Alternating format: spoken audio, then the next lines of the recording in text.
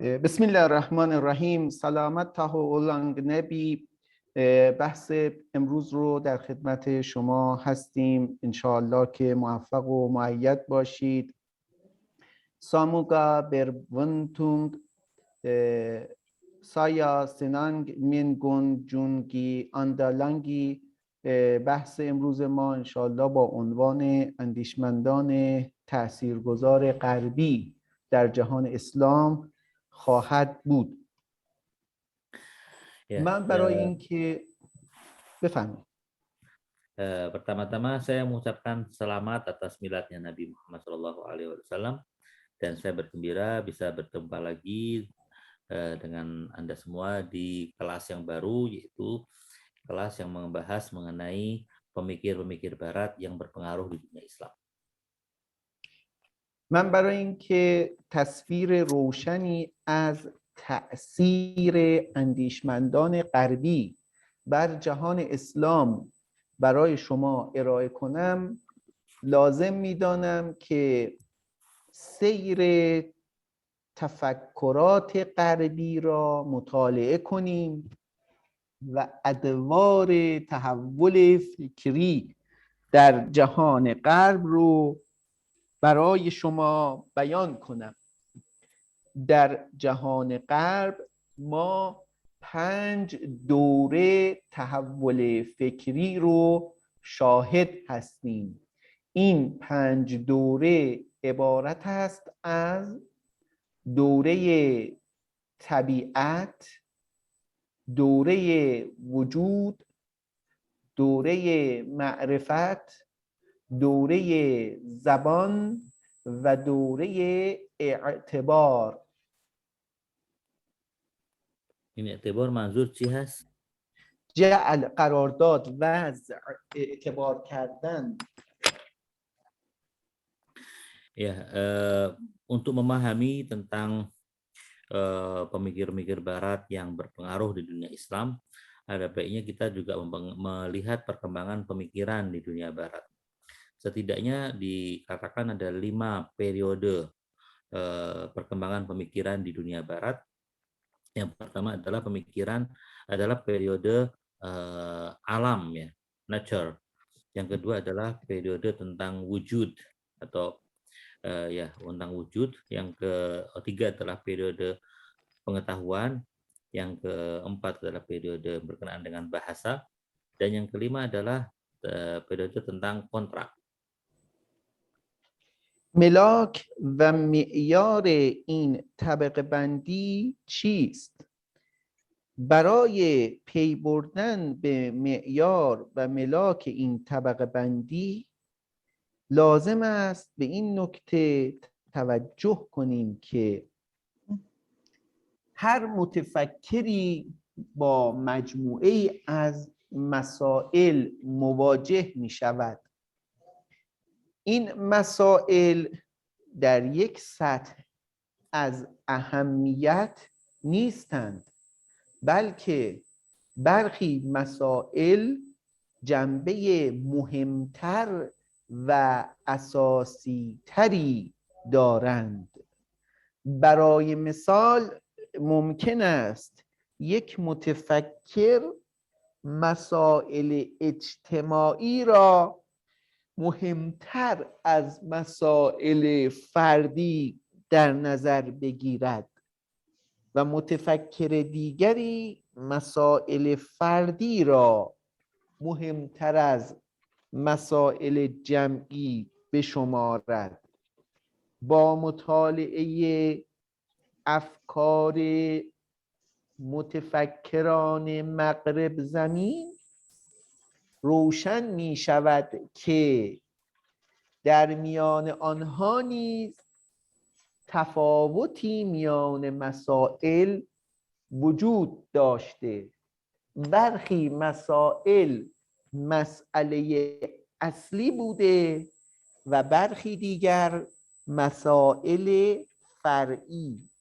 حال اگر ما میان مسئله اصلی و مسائل فرعی تفکیک و تجزیه کنیم، روشن می شود که با 5 دوره از تحول فکری در جهان غرب مواجه hastیم.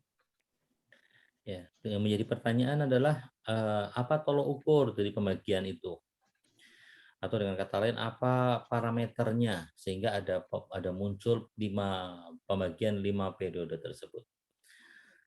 Setiap pemikir tentunya dia akan berhadapan dengan sederet permasalahan. Yang mana sederet permasalahan itu dari sisi penting dan tidaknya itu tidak sama. Ada yang lebih penting, ada yang tidak terlalu penting di dalam pandangan si pemikir tersebut.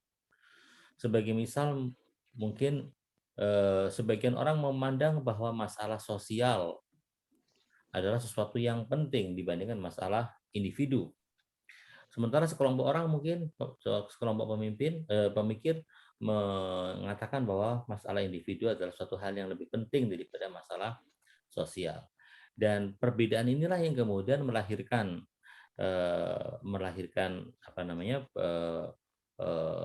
pemikiran-pemikiran mereka.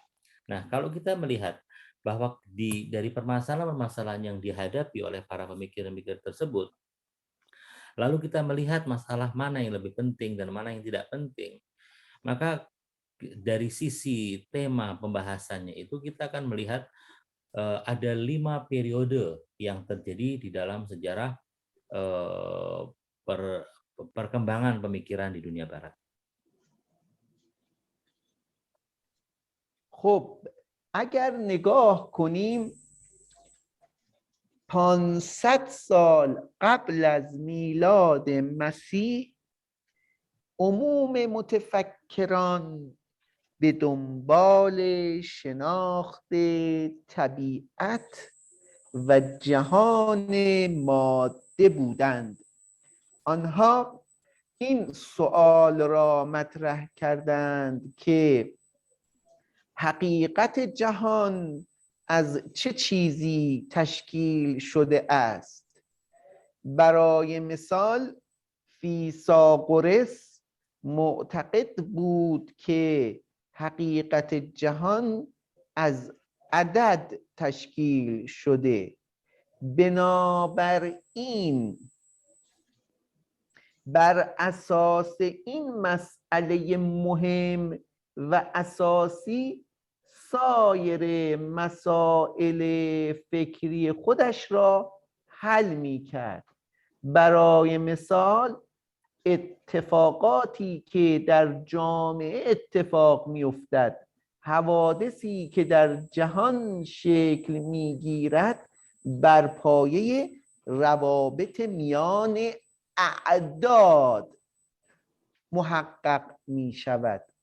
متفکرین دیگر هم مانند او به شناخت طبیعت پرداختند و معتقد شدند که اصل اشیا مثلا آب است و حقیقت اشیا را آب تشکیل می دهد. بنابراین سایر پدیده ها را بر پایه این مسئله اصلی تجزیه و تحلیل می کردند.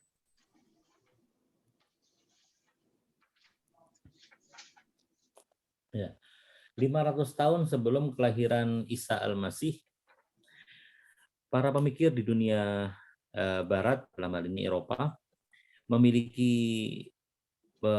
keinginan yang besar untuk mengenal alam ini. Mereka ingin tahu dari mana alam ini tercipta. Mereka ingin mengetahui hakikat dari alam ini apa. Misalnya Pitagoras yang hidup sebelum kelahiran sebelum Masehi, dia meyakini bahwasanya dunia ini tercipta dari angka. Karena itu segala hal ketika dia akan berbicara mengenai masa depan, ketika dia akan berbicara mengenai apa saja selalu didasarkan pada permasalahan angka. Sebagai misal contoh yang lain lagi adalah para pemikir lain selain dari Pitagoras. Mereka meyakini bahwa alam ini hakikat alam asalnya adalah air. Karena itu segala hal yang berhubungan dengan pemikiran mereka ada akarnya yang bersumber pada masalah air tersebut. اما سپس مسئله اصلی متفکران تغییر کرد. پارمنیدس اعتقاد داشت که باید به جای پرداختن به طبیعت به شناخت وجود و احکام کلی وجود پرداخت. بنابراین پارمنیدس معتقد شد که ورای عالم جسمانی و عالم طبیعت حقیقتی وجود دارد که آن را به عنوان وجود بما هو وجود میتوان شناخت و احکام آن را به دست آورد. متفکر تا احکام کلی وجود را ترسیم نکند قادر نخواهد بود سایر مسائل خود را حل کند. Parmenides misalnya setelah melihat adanya pembahasan di antara para pemikir yang berhubungan dengan alam dan hakikat alam ini memiliki pandangan bahwa kita tidak seharusnya berbicara mengenai alam, mengenai bumi, mengenai apa yang kita lihat, tapi kita lebih layak untuk berbicara mengenai wujud itu sendiri. Mengenai wujud kita harus berbicara karena hakikat daripada kesemua ini adalah wujud. Karena itu yang harus kita ketahui adalah wujud dan hukum-hukum yang berhubungan dengan wujud. Tanpa mengetahui tentang wujud, maka kita tidak akan bisa melekatkan hukum-hukum kepada wujud ini. بعد از پارمنیدس افلاطون، ارسطو، آگوستین و آکویناس هم مانند پارمنیدس معتقد بودند که مادام که مسائل کلی وجود حل نشود سایر مسائل حل نخواهد شد. برای مثال افلاطون معتقد بود موجوداتی حقیقی ازلی و ابدی وجود دارد به نام عالم مسل که مادامی که احکام آن شناخته نشود سایر مسائل نیز شناخته نخواهد شد. برای مثال اگر یک متفکر بخواهد وارد مسائل اجتماعی شود و به این سوال جواب دهد که شرایط حاکم و والی در مدینه فاضله چیست، افلاطون بر اساس پاسخی که به مسئله هستی و وجود میدهد معتقد است که تنها کسی میتواند بر جامعه حکومت کند که بتواند مسل یعنی وجودهای حقیقی ازلی و ابدی را شهود کند.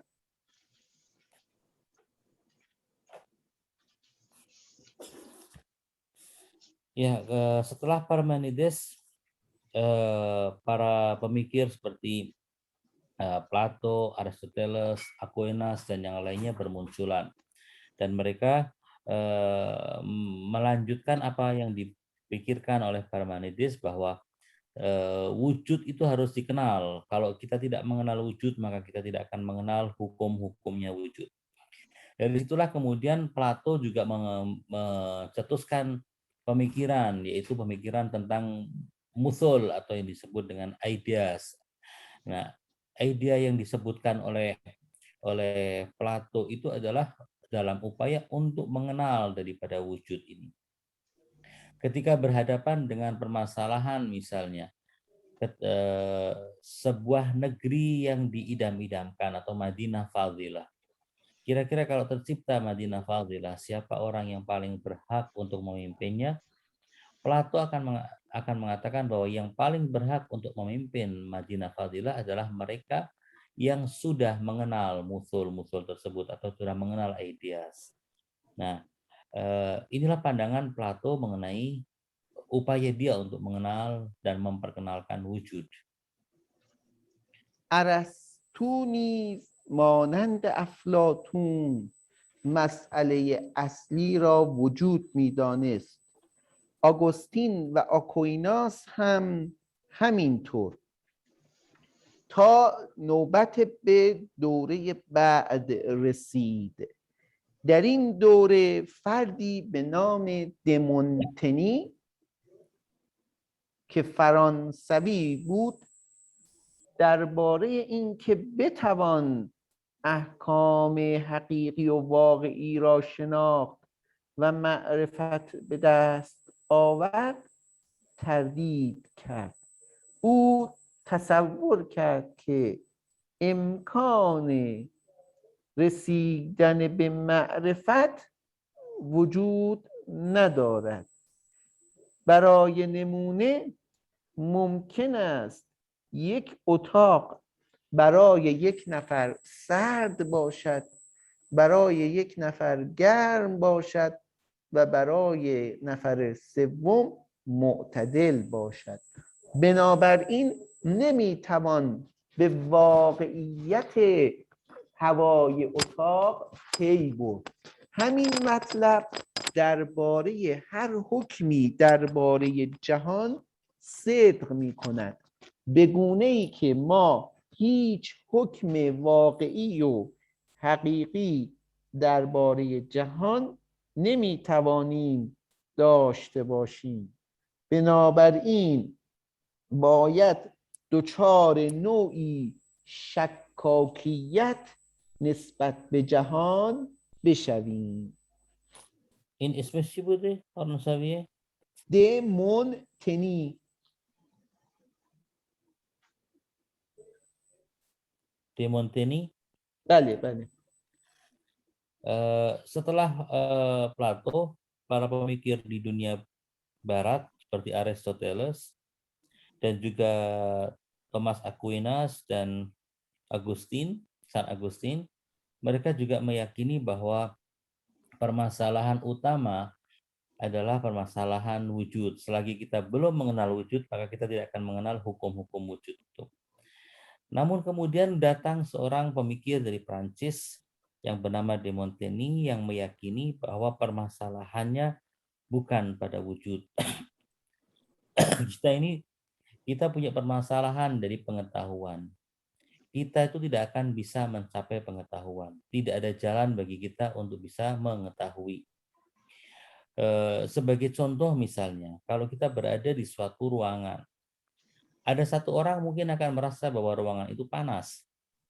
Ada orang lain yang merasa bahwa ruangan itu adalah dingin. Ada orang yang masuk ke ruangan itu dan merasa bahwa ruangan itu adalah netral, tidak dingin dan tidak panas. Pertanyaannya adalah, siapakah yang benar di antara keduanya? Karena tidak ada cara, karena masing-masing berbeda dalam memandangnya. Karena itu sebenarnya kita punya permasalahan bahwa kita tidak bisa sampai kepada pengetahuan. بعد از آنکه دمونتنی شک و تردید را مطرح کرد، فردی به نام دکارت به مقابله با او پرداخت و تلاش کرد نشان دهد که ما به معرفت حقیقی می توانیم دست پیدا کنیم و چنین نیست که معرفت حقیقی امکان پذیر نباشد. دکارت تصور می کرد باید پیش از هر چیز به اشکالات دمونتنی جواب داده شود و اگر ما به اشکالهای او جواب ندهیم هیچ معرفت واقعی نخواهیم داشت.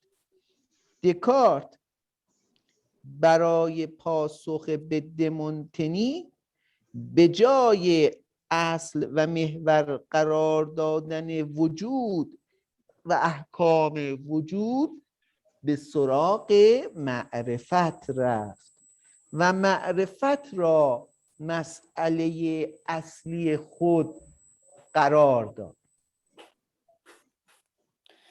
Ketika De Montaigne menyampaikan permasalahan tersebut dan hal yang ingin disampaikan adalah bahwa ketika kita tidak bisa untuk mencapai kepada ma'rifat atau pengetahuan, yang ada di hadapan kita hanya satu jalan, yaitu kita meragukan segala hal. Sampai kemudian datang seorang pemikir Perancis yang bernama Descartes. Dia berusaha untuk dia bangkit dan melawan pemikiran De Montaigne. Dia mengatakan bahwasanya siapa yang mengatakan bahwa kita tidak bisa mencapai pengetahuan. Dia sampaikanlah berbagai macam argumentasi untuk menjawab De Montaigne. Dia mengatakan bahwasanya De Montaigne harus kritikannya harus dijawab. Sampai kita bisa sampai kemudian Descartes memberikan penjelasan bahwa sebenarnya kita bisa sampai pada pengetahuan. Disinilah kemudian Descartes merintis sebuah pandangan dan sebuah arus pemikiran yang mana menitik beratkan segala sesuatunya pada ma'rifat atau pengetahuan. به نظر دکارت باید این گونه به دمونتنی جواب داد که هر کسی نسبت به خودش آگاهی و شناخت دارد و می‌داند که خودش دارای تفکر و اندیشه است. بنابراین می‌توان گفت می اندیشم پس هستم، یعنی وجود خود را از داشتن اندیشه نتیجه بگیریم. با این توضیح از نظر دکارت هر متفکری نخست باید وجود اندیشه را بپذیرد و بعد پس از آگاهی از وجود اندیشه به وجود خود پی ببرد و بداند که او هست. Dalam menjawab De Montaigne, Descartes menyampaikan bahwa mungkin orang bisa meragukan, tetapi bahwa seorang yang berpikir, maka dia pasti akan menyadari bahwa dirinya itu ada. Ada kata-kata Descartes yang terkenal, aku berpikir maka aku ada. Dari sini Descartes ingin menjelaskan bahwa sebenarnya sesuatu yang tidak bisa diragukan itu adalah bahwa kita sedang berpikir. Ketika kita sedang berpikir dan kita memiliki pemikiran, berarti kita ini ada. Dia berangkat dari berpikir lalu membuktikan bahwa dirinya ada. بنابراین هرچند دکارت توانست به دمونتنی نشان دهد که می توان به معرفت حقیقی دست پیدا کرد، ولی کار دکارت مشکل دیگری به وجود آورد و آن مشکل این بود که ما نمی توانیم از احکام هستی به ما هو هستی بحث کنیم. نمی توانیم احکام کلی وجود را مطرح کنیم، زیرا هر کسی تنها به خودش علم و شناخت دارد و هستی از آن جهت که هستی است قابل شناخت برای هیچ کسی نیست. Walaupun bisa dikatakan bahwa Descartes berhasil untuk menjawab kritikan De Montaigne, tapi dia belum bisa menjawab sebuah pertanyaan besar. Artinya bahwa pemikiran Descartes itu masih menyisakan sebuah problem besar yang tidak terjawab. Jika Descartes dengan jawabannya dia kepada De Montaigne, dia bisa membuktikan bahwasanya dia ada. Yang menjadi permasalahan adalah apakah yang dia buktikan itu bisa membuktikan keberadaan dunia.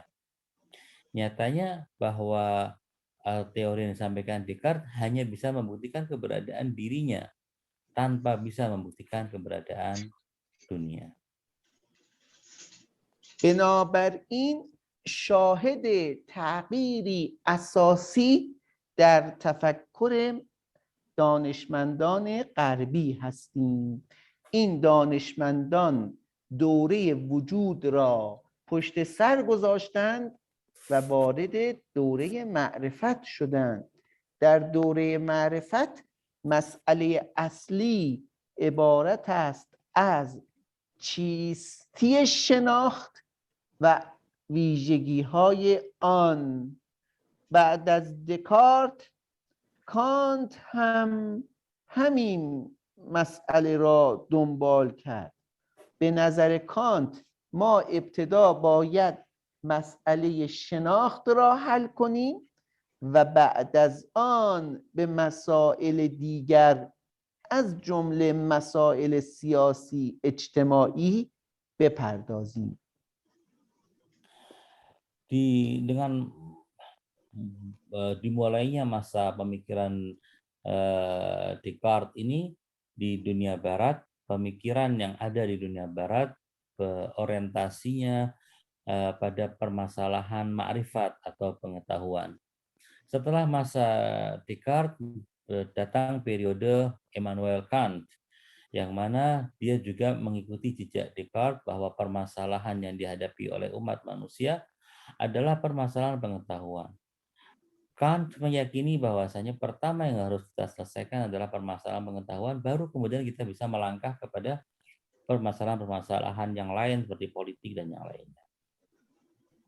کتاب نقد عقل محض که کتاب اصلی کانت شمرده می شود برای توضیح چیستی معرفت است و بعد از آنکه کانت در این کتاب دیدگاه خود را درباره چیستی معرفت بیان می کند، در سایر کتاب‌های خودش به حل مسائل دیگر از جمله مسائل مربوط به اخلاق و سیاست و اجتماع می‌پردازد. بعد از کانت هم هگل مانند او مسئله اصلی را مسئله معرفت می‌شمارد و تلاش می‌کند سایر مسائل را بر اساس حل مسئله معرفت بیان کند. Kan dalam buku aslinya yang terjemahannya judulnya adalah kritik atas teori akal murni, ya. Itu dia berbicara mengenai permasalahan makrifat, masalah pengetahuan. Dia bahas di situ mengenai kapan kita bisa mendapatkan makrifat dan yang lain, dan di situ dia menyampaikan pandangan-pandangannya dia tentang makrifat. Artinya masalah yang terpenting pada saat itu dimatakan adalah masalah ma'rifat, masalah pengetahuan. Baru kemudian di buku-bukunya yang lain, karya-karyanya yang lain, kan menulis berbagai hal diantaranya tentang masalah moral dan etika. Tapi setelah dia menyampaikan pesan-pesan dan pandangannya tentang masalah ma'rifat. Setelah kan datang periode Hegel. Hegel juga menyampaikan pandangan yang menitik beratkan pada permasalahan ma'rifat. بعد از هگل هم هوسرل همین روش را ادامه داد و اگر میبینیم فنومنولوژی دیدگاهی است که هوسرل از آن دفاع می کند، هدفش آن است که مادام که مسئله معرفت حل و فصل نشود، نوبت به بررسی سایر مسائل نخواهد رسید. ما نام این دوره را که با دکارت آغاز می شود و تا هوسرل ادامه می دهد دوره معرفت می نامیم و دوره معرفت برخلاف دوره وجود است که در آن مسئله وجود اهمیت داشت. در این دوره معرفت اهمیت اصلی دارد. در آن دوره معرفت را بر اساس وجود تجزیه تحلیل می کردند، اما در این دوره وجود را بر اساس معرفت شناسایی می کنند. Setelah masa Hegel datang masa Husserl yang membela mati-matian pandangan mengenai fenomenologi, yang mana dia menitik beratkan juga pada permasalahan ma'rifat. Bisa dikatakan bahwa ini adalah periode pengetahuan yang ada di dunia barat, di mana di dunia barat jika pada periode sebelumnya pembahasan yang paling inti adalah masalah wujud, di periode setelah Descartes itu yang menjadi permasalahan inti adalah permasalahan ma'rifat. Jika dulu orang berusaha untuk memahami wujud, pada masa periode setelah Descartes ini orang membahas tentang masalah ma'rifat untuk bisa mengetahui wujud. بعد از هوسرل نوبت به فرگه میرسد. فرگه نقطه تحول دیگری در تفکر غربی است. فرگه معتقد است اگر میخواهید هر گونه مسئله ای را حل و فصل کنید، باید ابتدا از مسئله زبان شروع کنید. یعنی تا وقتی که به مباحث زبان، چیستی زبان و ویژگی‌های آن نپردازید، نوبت به بررسی احکام معرفت نمیرسد. زیرا معرفت مادام که در ذهن افراد باشد هیچ قابل بررسی نیست. فقط و فقط وقتی که در قالب زبان بیان شود میتوان درباره آن قضاوت کرد. پس مسئله اصلی و اساسی مسئله زبان است. Kemudian setelah itu datanglah periode atau zaman seorang pemikir bernama Frege yang meyakini bahwa jika kita ingin menyelesaikan permasalahan-permasalahan yang kita hadapi, maka cara yang bisa kita lakukan adalah dengan menggunakan bahasa. Disinilah dimulai periode bahasa di dalam sejarah pemikiran dunia barat. بنابراین از نظر فرگه باید به بررسی احکام زبان پرداخت. بعد از فرگه برتران راسل، ویتگنشتاین و کوین، جورج ادوارد مور همگی به بررسی احکام مربوط به زبان پرداختند. راسل با کی بوده؟ بله؟ راسل با کی بود؟ برتراند راسل، ویتگنشتاین، کوین.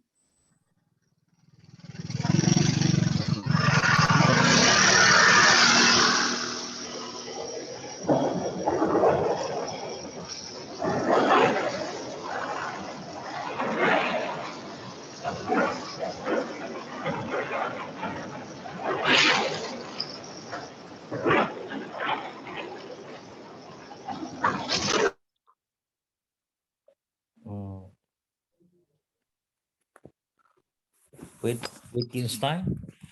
ویتگنشتاین. بعد کوین. کوین. جورج ادوارد مور.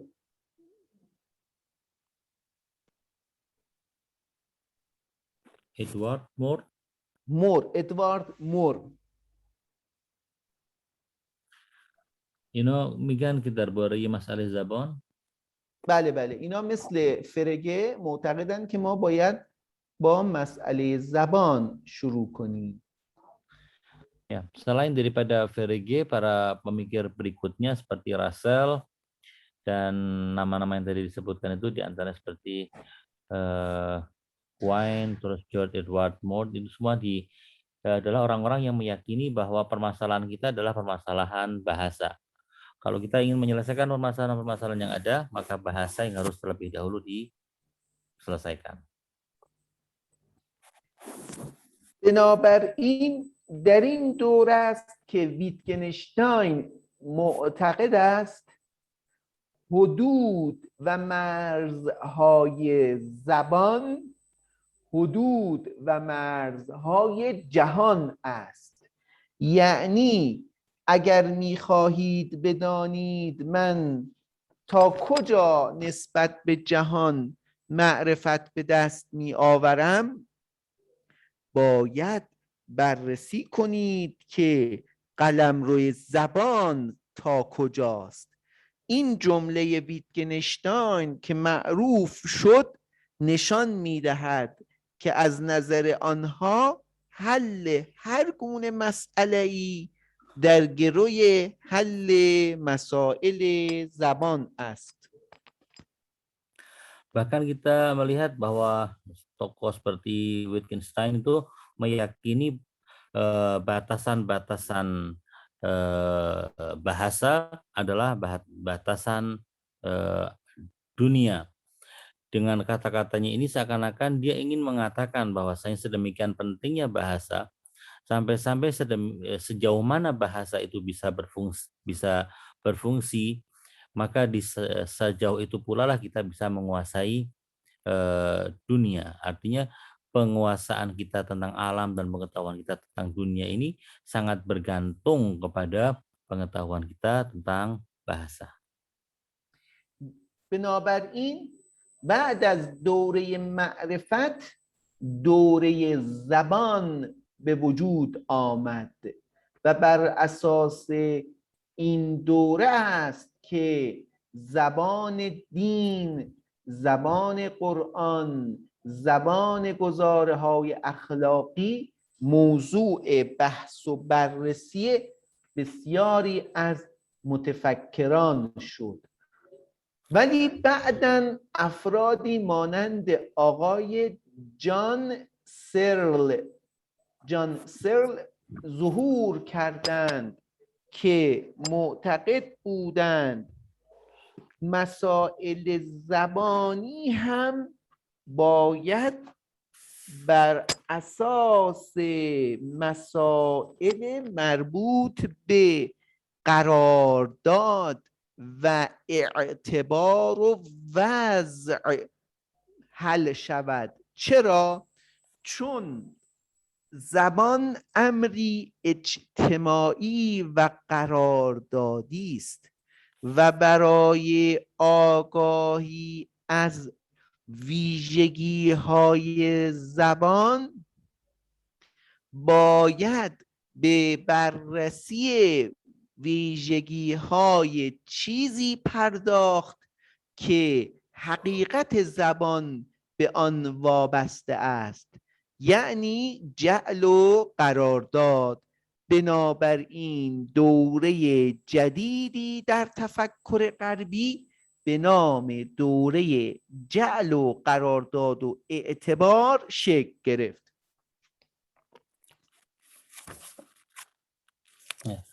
Setelah itu muncul seorang pemikir bernama John Searle yang meyakini bahwa walaupun permasalahan bahasa itu adalah satu hal yang penting. Oh ya, sebelumnya beliau mengatakan bahwa dari zaman itulah ketika kita sebut sebagai periode bahasa, muncul pembahasan-pembahasan seperti bahasa agama, bahasa Al-Quran, bahasa etika, dan yang lain-lain.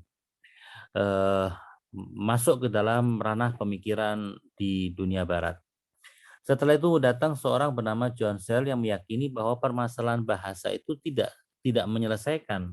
Ada permasalahan yang besar pada bahasa. Sebab bahasa itu adalah sesuatu yang berhubungan dengan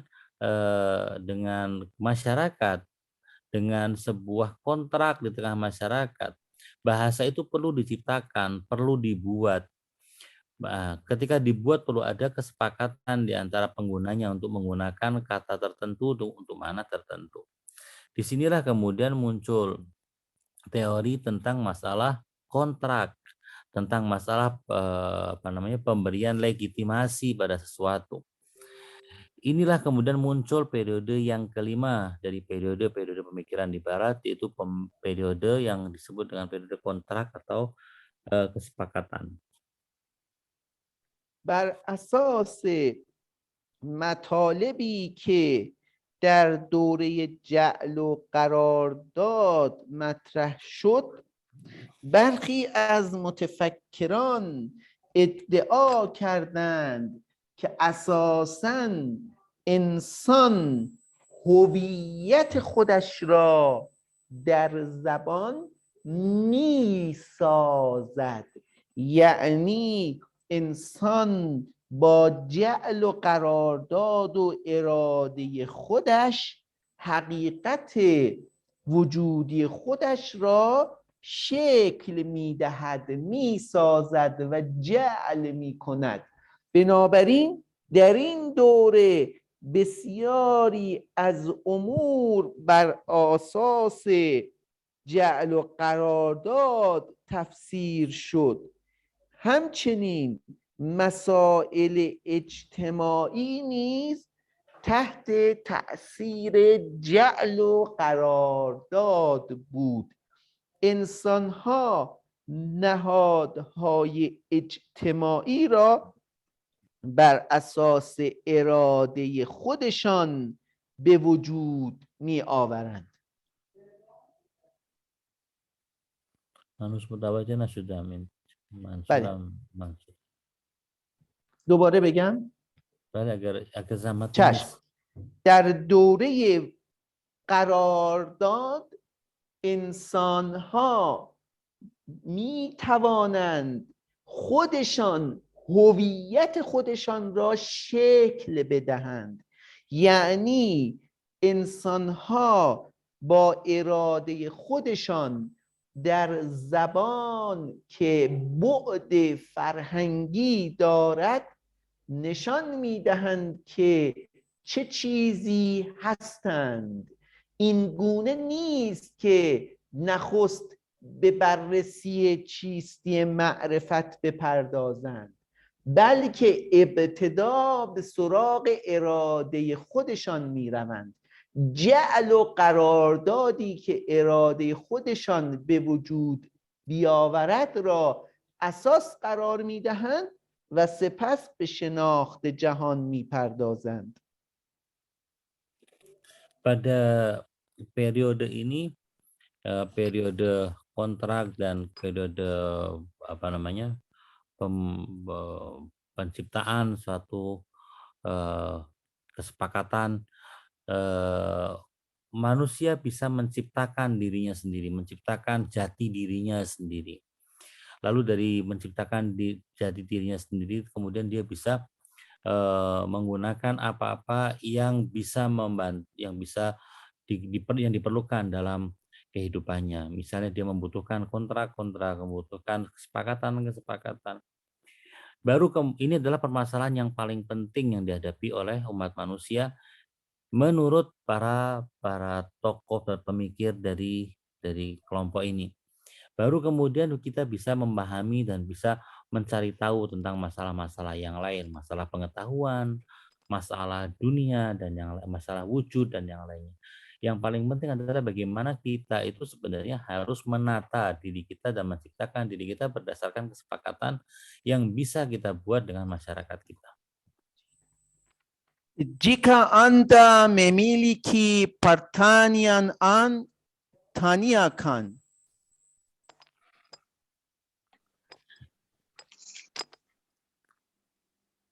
این دوره قرارداد آیا دوره‌ای هستش که منظور از این قرارداد اجتماعی؟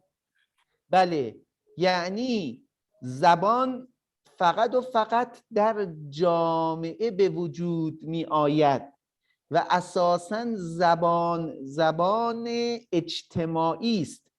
ویتگنشتاین زبان شخصی را و خصوصی را محال می‌داند. یعنی محال از فردی زبانی داشته باشد برای خودش و تنها خودش با آن سخن بگوید. وقتی این گونه شد، بنابراین همه پدیده ها، حتی هویت انسان هم اجتماعی می شود و تحت تأثیر قراردادهای اجتماعی است. Saya tadi bertanya kepada Ustadz tentang masalah yang dimaksud dengan kontrak ini, apakah kontrak sosial ataukah yang lain. Beliau mengatakan bahwa Wittgenstein mengatakan bahwa segala sesuatu itu ditentukan dengan bahasa. Namun dia juga meyakini bahwa tidak mungkin ada seseorang memiliki bahasa untuk dirinya sendiri. Bahasa adalah sesuatu yang lahir di tengah masyarakat. Jadi bahasa adalah sebuah alat yang digunakan oleh masyarakat untuk berkomunikasi. Jadi intinya bahwa manusia pun ketika dia akan menciptakan akan jati dirinya, maka ya dia bisa menciptakan jati dirinya itu berdasarkan kontrak kesepakatan yang ada di tengah masyarakat. دوستان دیگر هم اگر سوالی مطلبی دارند بفرمایند. Kalau ada yang mau ditanyakan atau mau diberikan catatan, silahkan.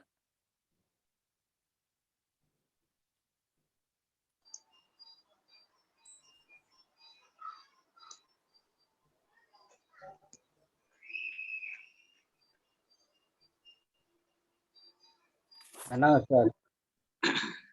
Ya, silakan. Ya, menarik tentang periodisasi ini. Ada metode lain dalam mengkategorisasi periode pemikiran Barat ya. Selain daripada objeknya, juga dari metodenya. Kalau yang tadi yang saya tangkap itu berdasarkan kepada objeknya ataupun bahasannya. Tapi ada periode yang lain, periodisasi dengan kategorisasi dengan model ataupun menggunakan metodenya ya. Misalkan ada metode skolastik misalkan ya, kemudian sofis, kemudian rasionalistik, positivistik dan seterusnya. Nah, apakah ini bisa sinkron ya dengan model periodisasi yang berakar kepada objeknya tadi. Karena yang saya pahami,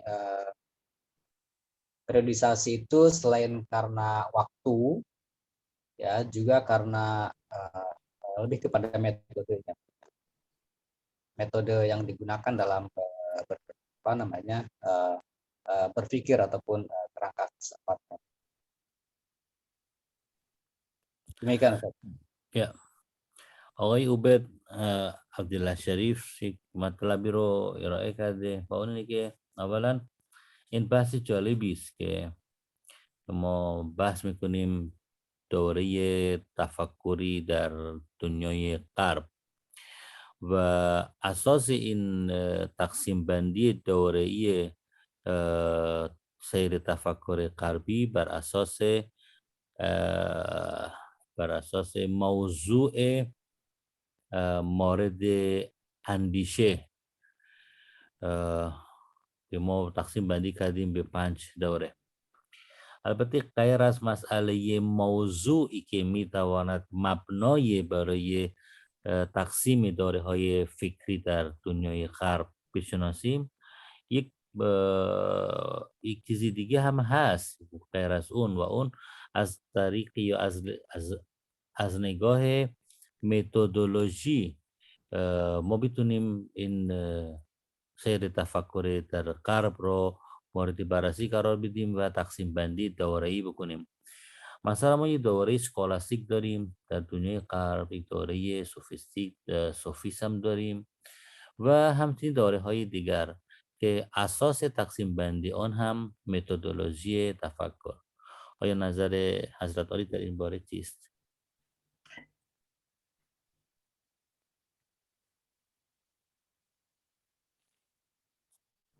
خیلی سوال خوبی هست. اینی ادلا پرتانیا ان یانگ سنگات باگوس، ولی سوالی که باید محور بحث قرار بگیرد در بحث حاضر ما این است که متفکرینی که در دوره معرفت بودند برخی روش عقلی را انتخاب کردند و برخی روش تجربی را. هر دو می گفتند مسئله اصلی ما مسئله معرفت است، اما یک عده از روش عقلی استفاده کردند، یک عده از روش تجربی. در دوره اسکولاستیک هم همه متفکران و غالب متفکران این دوره به احکام کلی وجود اعتقاد داشتند و در پی شناسایی احکام کلی وجود بودند، اما تحت تأثیر آموزه های کلیسا بودند. بنابراین اگر ما بخواهیم یک مرحله بندی بسیار بسیار کلی و اساسی ارائه کنیم، 5 مرحله در تفکر غربی وجود داره، ولی هر مرحله خودش میتواند مراحل جزئی تری داشته باشه. مثلا در دوره وجود هم جریان عقلی هست ارسطو و هم جریان شهودی هست افلاطون. در دوره معرفت هم جریان عقلی هست مثل خود دکارت، هم جریان تجربی هست مثل هیوم و جان لاک، و به همین صورت در دوره زبان هم زبان فنی و منطق جدید هست مثل راسل، و هم منطق و زبان عرفی و عامیانه هست مثل جورج ادوارد مور.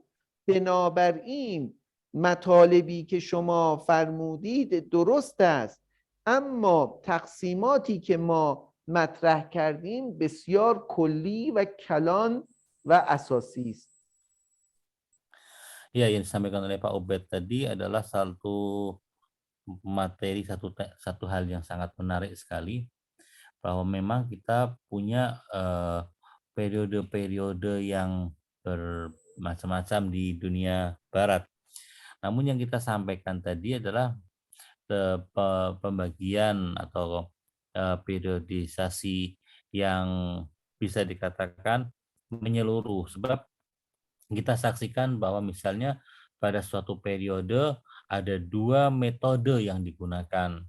Contoh pada periode misalnya periode wujud, misalnya pada zaman itu ada metode syuhud yang dimiliki oleh Plato.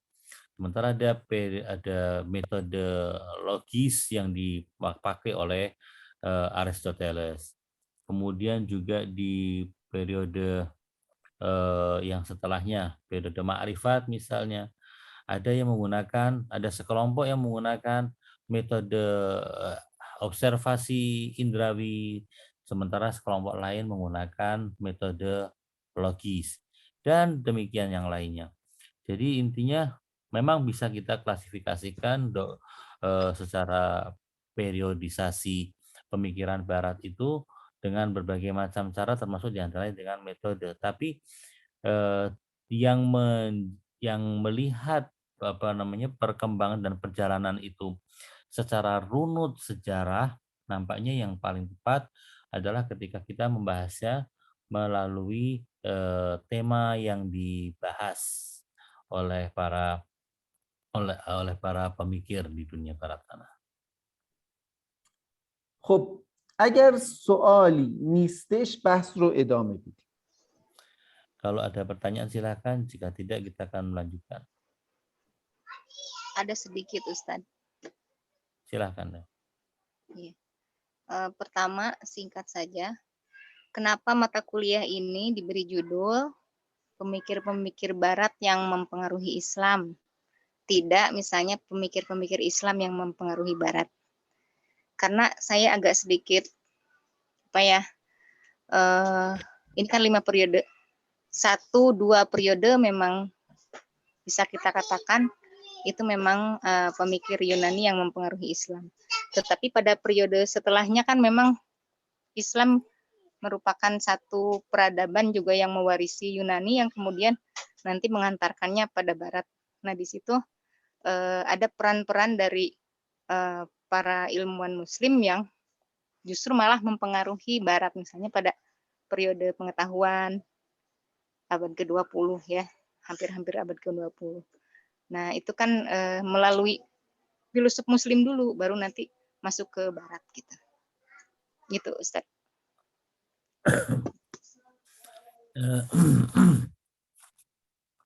یک مطلبی کوتاهی دارم و اون اینه که چرا موضوع بحث درس ما درباره اندیشمندان غربی مؤثر در جهان اسلام و ما اگه نگاه بکنیم از این 5 دوره که مطرح شد شاید تنها دوره‌ای که اندیشه غربی ها و اندیشمندان غربی در جهان اسلام خیلی مؤثرن اون اندیشمندان دوره وجود مثل افلاطون یا ارسطو.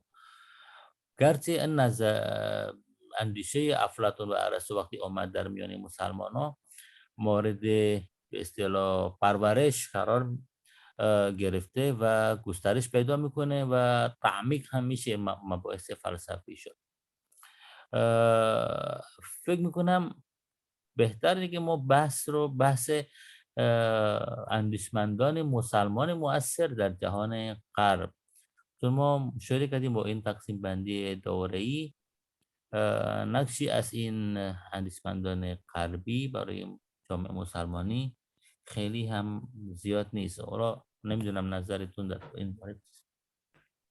بله، ببینید عنوان درس اندیشمندان غربی تأثیرگذار در جهان اسلام هست.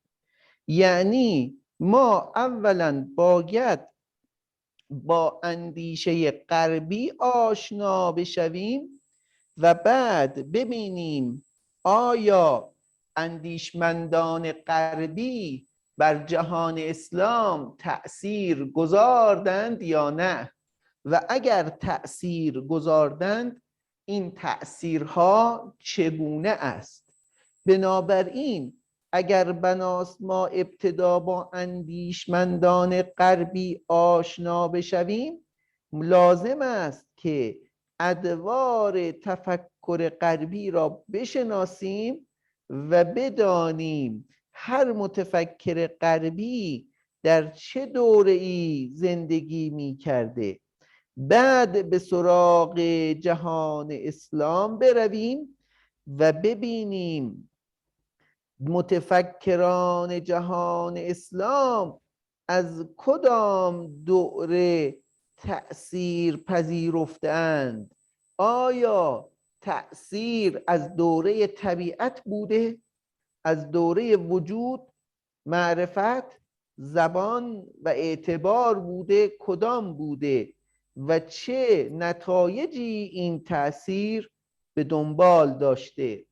در جلسات بعد ما به تفصیل تأثیر پذیری هر یک از متفکران اسلامی از اندیشمندان غربی را بررسی خواهیم کرد. Ya, benar, memang pelajaran mata kuliah kita adalah pemikir-pemikir barat yang berpengaruh di dunia Islam. Dan untuk mengetahui pemikir-pemikir barat yang berpengaruh itu, kita perlu mengetahui pula tentang periode pemikiran di barat. Lalu kita akan melihat di antara periode-periode pemikiran ini kira-kira periode mana yang berpengaruh dan pemikir siapa yang berpengaruh. Lalu kemudian kita akan membahas mengenai pemikiran-pemikirannya itu. Tidak bisa dipungkiri bahwasanya dunia Islam juga terpengaruh oleh pemikir-pemikir barat. Kira-kira di masa kapan itu berpengaruh? Apakah di masa periode alam atau periode wujud atau periode makrifat dan yang lainnya? Kita ingin melihat itu dan mempelajarinya.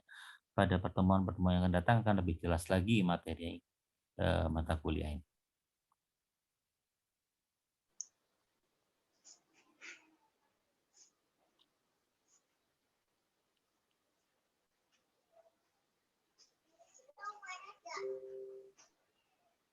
خب اگر سوالی نکته ای نیست بحث را ادامه بدیم.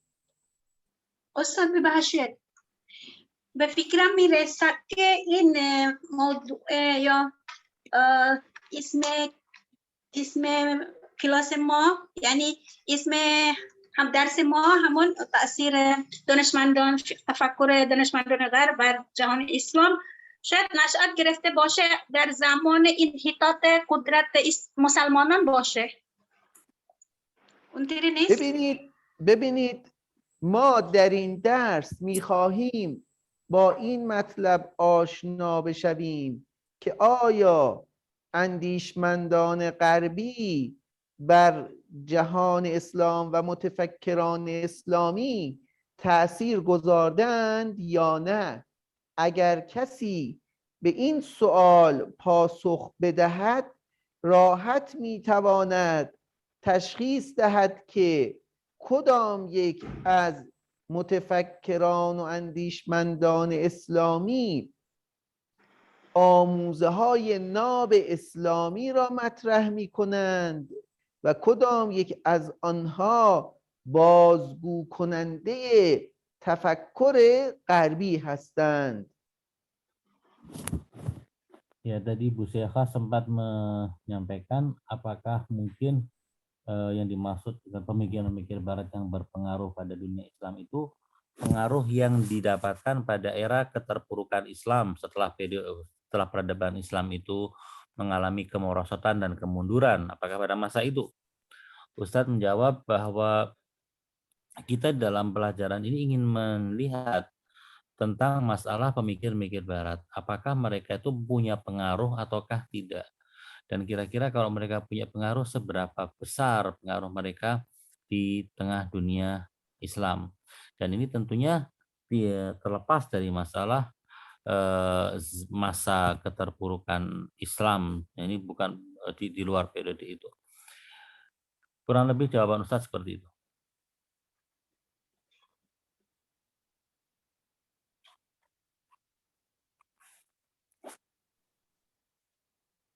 خب اگر سوالی نیست بحث رو ادامه بدیم. Jika tidak ada pertanyaan, kita lanjut pembahasan kita.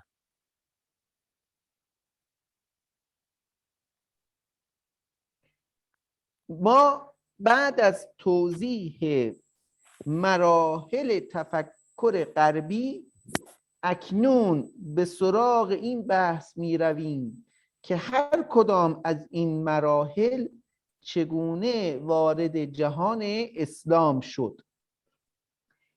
اندیشه اسلامی در اواخر قرن دوم هجری با افکار و اندیشه یونانیان از طریق ترجمه آثار افلاطون و ارسطو تأثیر پذیرفت.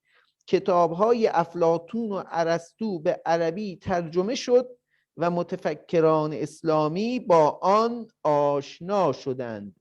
کندی، ابو اسحاق کندی، یکی از نخستین مسلمانان بود که بر کتاب‌های یونانیان مسلط شد و درباره افکار و اندیشه های آنان کتاب نوشت.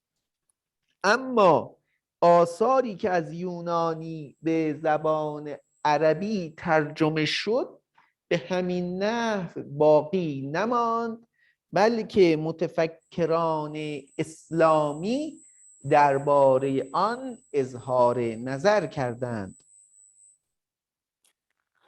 Pembahasan yang ingin kita lanjutkan adalah mengenai bagaimana periode-periode pemikiran di dunia barat itu bisa masuk ke dunia Islam. Kita ingin melihat celahnya dari mana dan bagaimana masuknya. Setidaknya pada abad kedua Hijriyah, ketika buku-buku karya para pemikir-pemikir Yunani seperti Plato dan Aristoteles diterjemahkan ke dalam bahasa Arab, buku-buku ini masuk ke tengah dunia Islam, dan Abu Ishaq Kindi adalah mungkin bisa dicatat sebagai orang pertama dari kalangan pemikir-pemikir Muslim yang berkenalan dengan naskah-naskah tulisan para pemikir Yunani. Tapi yang layak untuk dicatat adalah bahwa pemikiran-pemikiran Yunani ketika sudah masuk ke dunia Islam, dia tidak akan mengendap seperti pemikiran itu saja, tetapi dia akan berkembang dan para pemikir Islamlah yang mengembangkannya. همچنین علاوه بر کندی، فارابی و ابن سینا آثار یونانیان را به خوبی فهمیدند و علاوه بر این شرح و نقد بسیاری بر آن نوشتند، به گونه ای که در قرون وسطی آثار امثال ابن سینا به لاتین ترجمه شد و در اروپا گسترش پیدا کرد. متفکری مانند آکویناس که متأثر از دوره وجود است، بسیار به آثار ابن سینا وامدار است. Aquinas. بله، آکویناس. Setelah Kindi, Farabi, dan kemudian Ibnu Sina merupakan tokoh-tokoh pemikir di dunia Islam yang sangat mengenal pemikiran-pemikiran Barat. Bahkan bukan hanya mengenal, tapi mereka juga memberikan kritik dan menyempurnakan pemikiran-pemikiran Barat itu. Sedemikian tajamnya pemikiran-pemikiran para pemikir Muslim ini seperti Ibnu Sina, sampai-sampai karya-karya Ibnu Sina dibawa ke Barat dan dijadikan sebagai rujukan pemikiran. Dan tokoh seperti Thomas Aquinas yang kita pandang sebagai salah satu filosof dan pemikir di dunia Barat sangat gandrung dengan karya-karya pemikiran Ibnu Sina. بنابراین دوره وجود هرچند ابتدا به وسیله افلاطون و ارسطو گسترش یافت، ولی در ادامه به وسیله امثال ابن سینا اوج گرفت تا اینکه در مغرب زمین دوره معرفت به وجود آمد، اما آثار دوره معرفت به زبان عربی ترجمه نشد و متفکران اسلامی تحت تأثیر دوره معرفت نبودند.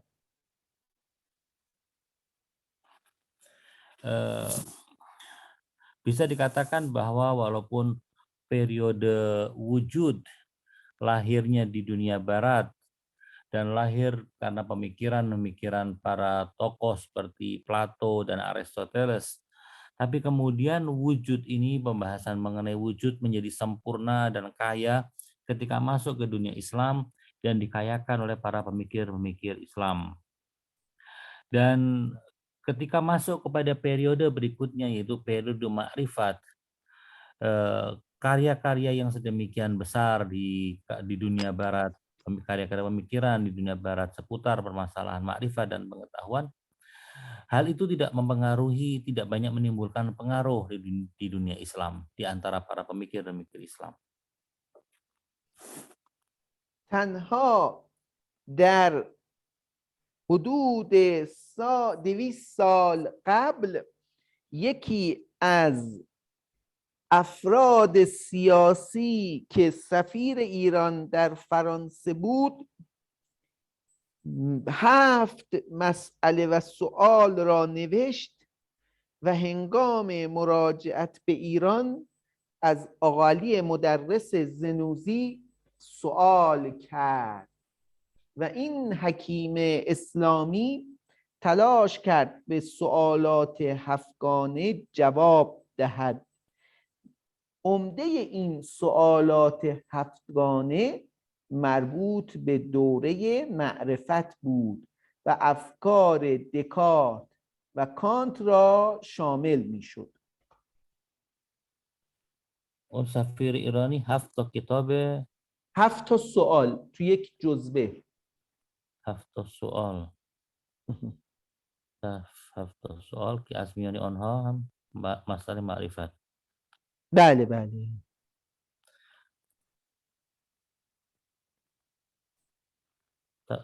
اون حکیم اسلامی اسمش چی بود؟ مدرس زنوزی، آقا علی مدرس. آقا علی مدرس.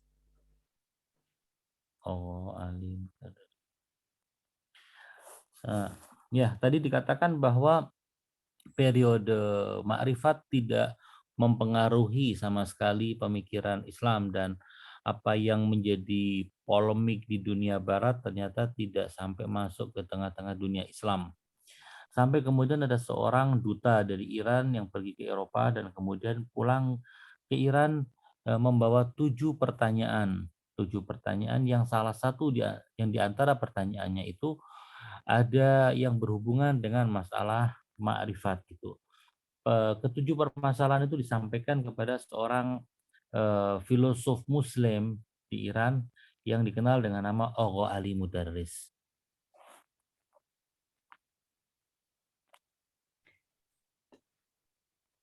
این پاسخهایی که آقا علی مدرس بیان کرد در یک کتابی به نام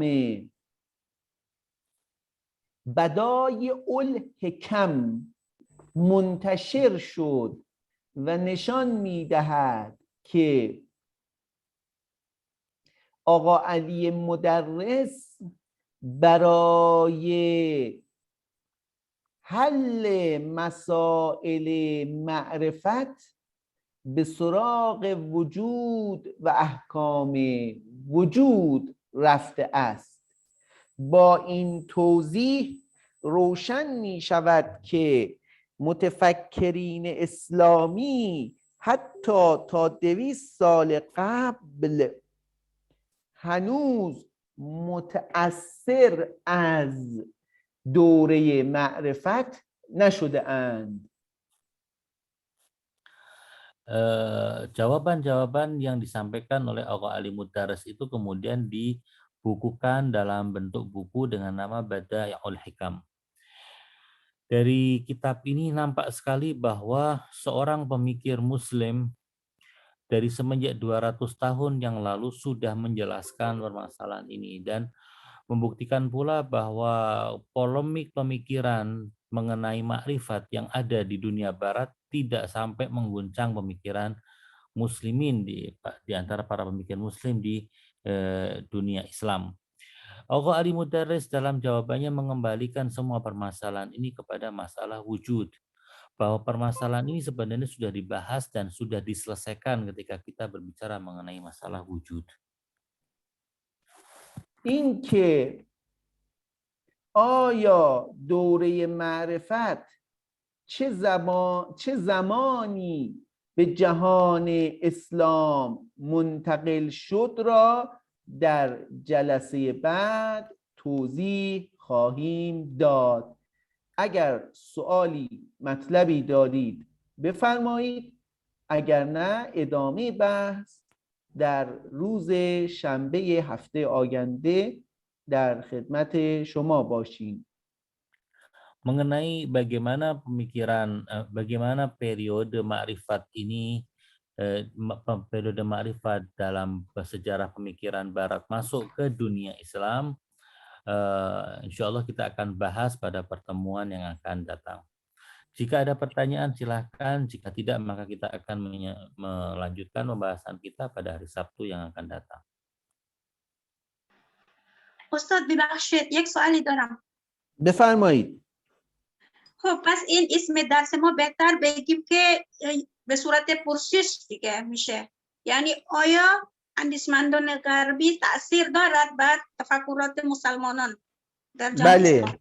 خوبه، خیلی خوبه. خب ممنون. سلامت. استاد بالاخره ما یک ترم با شما بودیم، ترم تابستان، ولی تا الان هم سیمای زیبای شما را هنوز مشاهده نکردیم. لطف دارید شما. من این دوربین لپتاپم رو انشالله درست بکنم در خدمت شما باشم. Insyaallah. Saya barusan ngomong sama Ustadz bahwa kita sudah semester summer term kita sudah lewati ya. Dan sekarang kita bersama dengan beliau lagi, tapi selama ini kita belum pernah melihat wajah beliau yang tampan itu. Lalu kemudian beliau menjawab, insya Allah kamera di laptopnya akan diperbaiki sehingga kita bisa melihat wajah beliau.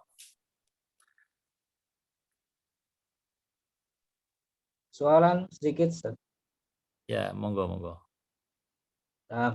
Ya sedikit ini saya penasaran menyambung pertanyaan di pertemuan yang sebelumnya dengan Dr. Miri tadi soal Islamisasi dan Islamic Science ya. Nah, ketika tadi dicontohkan Ibn Sina, Al-Farabi dan seterusnya, apakah mereka ini betul-betul merepresentasikan filsafat Islam ataupun Islamic Science ya? Karena pada prakteknya ataupun pada pada prakteknya mereka mengembangkan pemikiran klasik dari Yunani ya, pemikiran klasik Yunani yang dalam tanda kutip dari Barat, sehingga dan itu berpengaruh kepada pemikiran Barat. Nah, kalau merepresentasikan pemikiran Islam, di cirinya ada di mana? Karena saya kira secara umum begitu ya, pemikirannya ataupun metodologinya dan materinya adalah pengembangan dari materi-materi pemikiran klasik Yunani. Demikian, Ustaz. از آقای عبید عبدالله شریف به دنبال بحث درس گذشته استاد دکتر میری تو اون درس یک مقداری یک اشاره به علوم اسلامی داشتیم.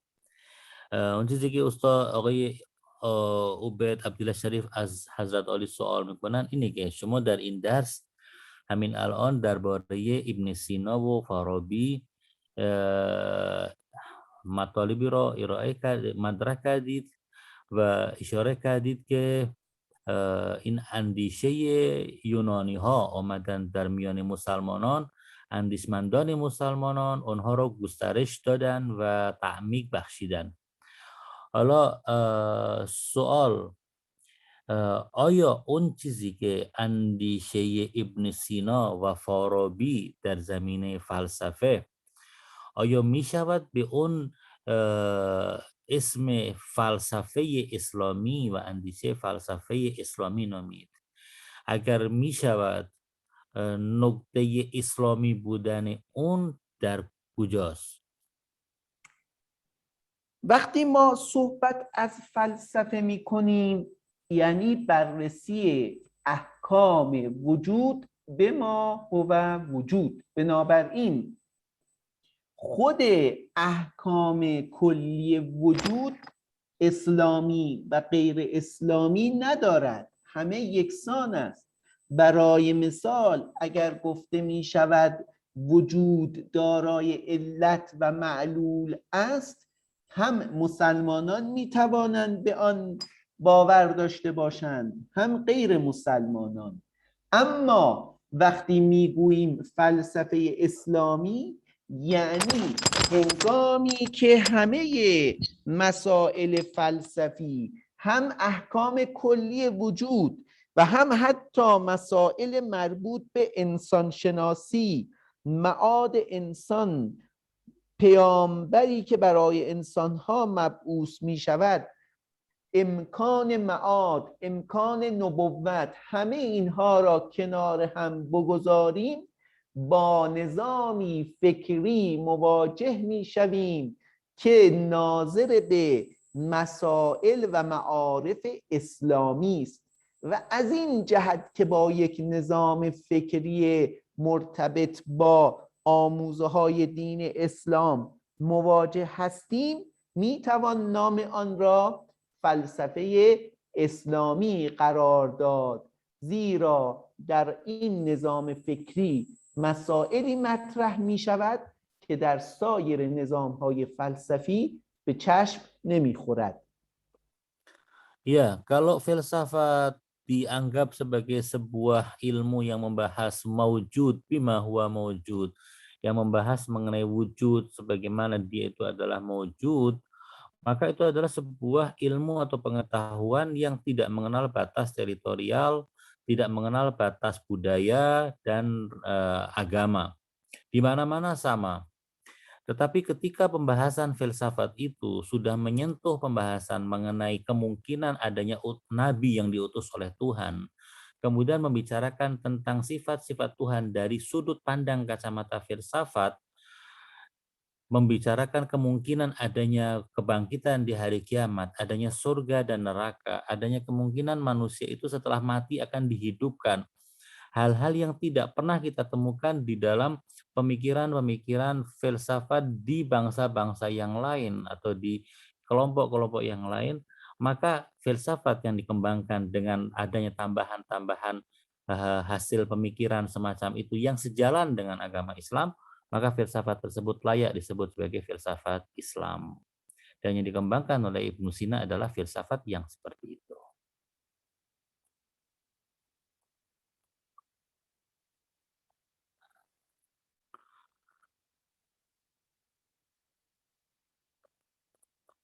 ظاهراً که سوال دیگه نیست.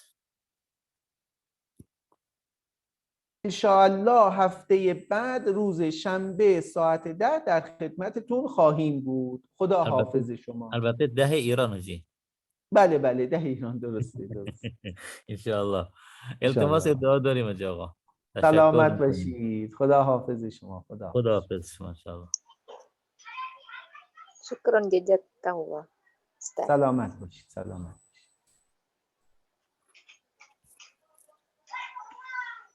Oke Ubed, khuda hafiz.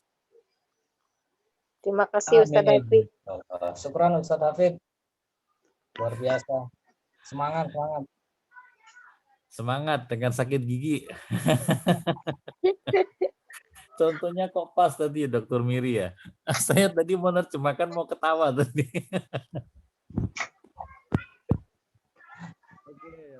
Ustadz David penasaran juga ya sama Ustadz Abdi. Lu pernah Juga. ketemu juga ya? Ini orang Sunda juga.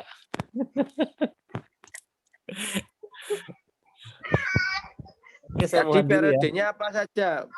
Saya kelewat Kenapa? satu periode. Periodenya, yang pertama periode alam ya, mengenal alam. Kedua mengenal wujud. Ketiga ma'rifat. Pengetahuan. Nah, keempat adalah bahasa dan yang kelima adalah kontrak. Kontrak sosial ya. Nah. Oke. Benar. Oke, Ya. saya mohon diri ya karena harus mempersiapkan acara di ICC. Oke. Assalamualaikum warahmatullahi wabarakatuh. Acara Assalamualaikum. Milad Nabi insya Allah malam ini. Oh, alhamdulillah. Online ya, Ustadz ya? Offline dan online insya Allah. Oh iya, insya Allah. Ya, Ya. gitu ya. Assalamualaikum semuanya.